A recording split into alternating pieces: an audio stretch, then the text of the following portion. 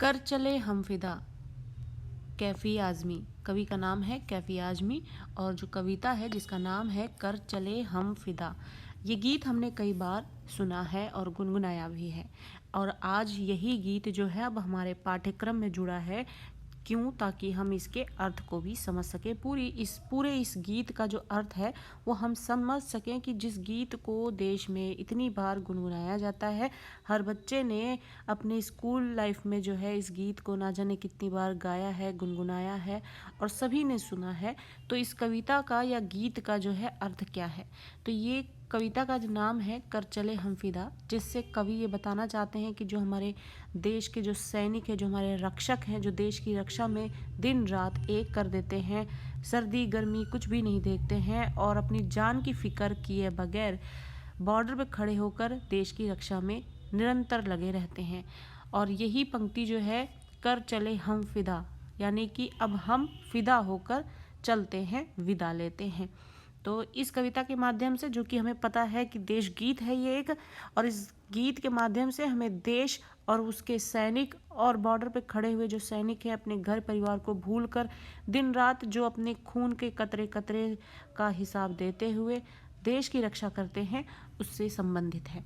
तो पाठ की जो रूपरेखा है, यहाँ पर हम एक इस कविता की जो शॉर्ट समरी है वो लेंगे, जिससे कि आप इस कविता को बेहतरीन तरीके से समझ सकें और इससे संबंधित जो प्रश्न उत्तर हैं वो भी आप अच्छे से समझ पाएँ समरी को समझने के बाद, क्योंकि समरी के माध्यम से आपको ये पता लगेगा कवि ने कविता में मेनली क्या समझाने की कोशिश की है। तो पाठ की जो रूपरेखा बताती है कि प्रस्तुत गीत जो युद्ध की पृष्ठभूमि पर बनी हकीकत के लिए लिखा गया था। फिल्म का नाम है हकीकत। इसके लिए आपको यहाँ पर ये जो युद्ध की पृष्ठभूमि तैयार की गई थी उसके लिए ये गीत तैयार हुआ था। ऐसे सैनिकों के हृदय की आवाज को ये बयान करता है जिन्हें अपने किए धरे पर नाज है, फक्र है, प्राउड है। यानी सैनिक जो हमारे देश की रक्षा के लिए, उसके आत्मसम्मान को बनाए रखने के लिए बॉर्डर पर खड़े होकर दिन रात जो भी अपने हर एक सांस को गिने बगैर, उसकी फिक्र किए बगैर अपने घर परिवार को छोड़कर अपने खून के कतरे कतरे का हिसाब देकर जो देश के लिए वो कर रहे हैं, उसको उनको अपने किए धरे पर बहुत ही नाज है। इसी के साथ ही ने देशवासियों से कुछ अपेक्षाएं भी हैं। अपेक्षाएं यानी कि उम्मीद भी है। उनको उम्मीद है कि यदि हम जान गंवा बैठें देश की रक्षा करते हुए, तो हमें उम्मीद है कि देश के जो अन्य वासी हैं वो अपनी जिम्मेदारी समझ के देश की रक्षा करेंगे। पाठ का सार यानी जो समरी है हमें ये बताती है कि गीतकार यानी गीत लिखने वाला कौन है यहाँ पर? कैफी आजमी, यानी जो कवि हैं कैफी आजमी गीतकार सैनिकों के हृदय की, दिल की आवाज बनकर देशवासियों को संबोधित करें।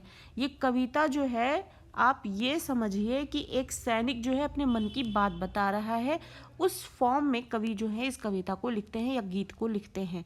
मान लीजिए जैसे मैं आपको अपने बारे में बता रही हूँ, तो मैं जिस तरीके से आपको बताऊंगी उसी शब्दावली का प्रयोग करते हुए कवि जो है वो बता रहे हैं, जिससे कि हमें ये लगे कि एक सैनिक जो है वो अपने मन की बात, अपने दिल की बात जो है देशवासियों से शेयर कर रहा है यहाँ पर। तो उसी को संबोधित करते हुए यहाँ पे गीतकार लिखते हैं कि हमने अपनी जान देश के लिए कुर्बान कर दी है। अब कवि इस तरीके से लिख रहे हैं जैसे कोई सैनिक अपने हृदय की बात बता रहा है, अपने दिल की बात बता रहा है कि अब सैनिक बोल रहा है कि हमने जो है अपनी जान देश के लिए कुर्बान कर दी है। अब देश की रक्षा का भार आप पर है। किस पर? आप पर, यानी कि देशवासियों पर। मैंने तो अपने खून के कतरे कतरे का हिसाब दे दिया है। अपनी आखिरी सांस तक मैंने देश की रक्षा के लिए लड़ाई की, जितनी मेरे अंदर हिम्मत थी। मैं अब कुर्बान दे हो चुका हूँ।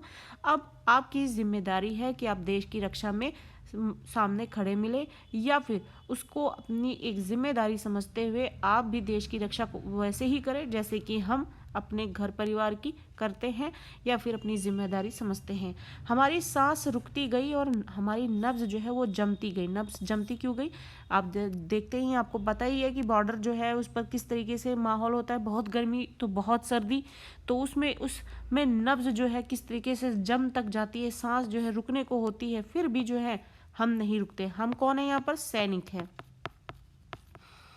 यानी सैनिक ये कहना बताना चाहते हैं कि माहौल कितने भी हमसे प्रतिकूल हो, प्रतिकूल यानी हमारे अनुसार ना हो।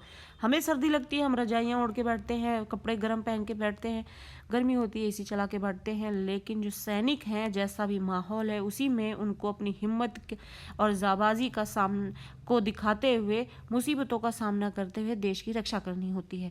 वो बता रहे हैं कि इस तरीके से सांस रुकने को और नब्ज जमने को हो गई, फिर भी हम जो है अपने जो जिम्मेदारी है उससे नहीं हटते। देश की रक्षा करते करते हमारी जान भी जो है चली जाए तो भी हमें दुख नहीं होगा। हमने मरते दम तक अपनी बहादुरी नहीं छोड़ी। जिंदा रहने और खुशियां मनाने के मौके तो हमें बहुत मिलेंगे, लेकिन देश के लिए मर मिटने का अवसर फिर नहीं मिलेगा। सैनिक बोल रहा है कि जो जिंदा रहकर और फिर खुशियां मनाने के मौके जो है हमें जिंदगी बहुत बार देती है, लेकिन ऐसा मौका बार बार नहीं मिलता कि हमें देश के लिए कुछ करके दिखाने का मौका मिले और हम अपने जितनी हिम्मत हो उन सबको इकट्ठा करके देश के लिए कुछ कर दिखाएं। तो वो मर मिटने का अवसर जो है बार बार नहीं मिलता।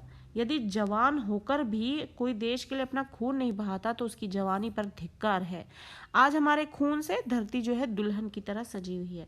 खून लाल होता है, सैनिक का खून बह रहा है धरती पर, तो वो अपने खून के कतरे का हिसाब देता है कि उसने किस तरीके से जो है देश की रक्षा में अपने इस खून को बहा दिया है।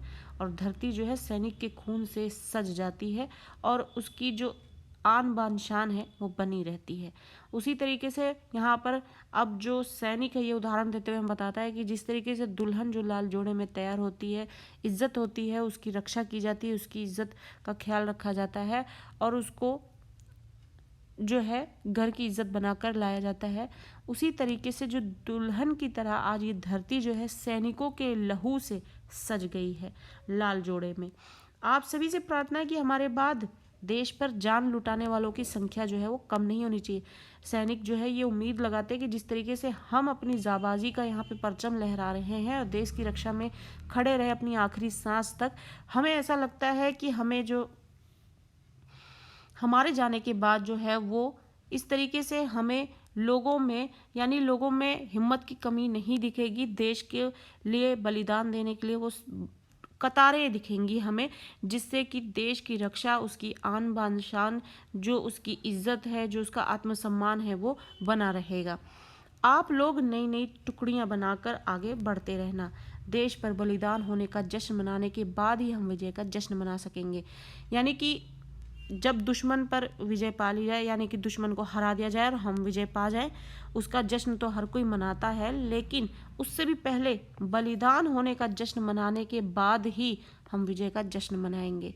इसलिए अपने सिर पर कफन बांधकर आप बढ़ते रहे। ऐसा सोच के मत आना डरते हुए कि जान चली जाएगी तो हमारे पीछे क्या होगा। ये इन सारी जो समस्याओं को, परेशानियों को पीछे छोड़ते हुए ये जानकर कि मृत्यु कभी भी आपके सामने खड़ी मिल सकती है, तो कफन बांध कर ही जो है, अपने सिर पर कफन बांध कर ही जो है आगे बढ़ना देश की रक्षा के लिए। धरती पर अपने खून से ऐसी लक्ष्मण रेखा खींच दे कि कोई रावण इस तरफ ना आने पाए।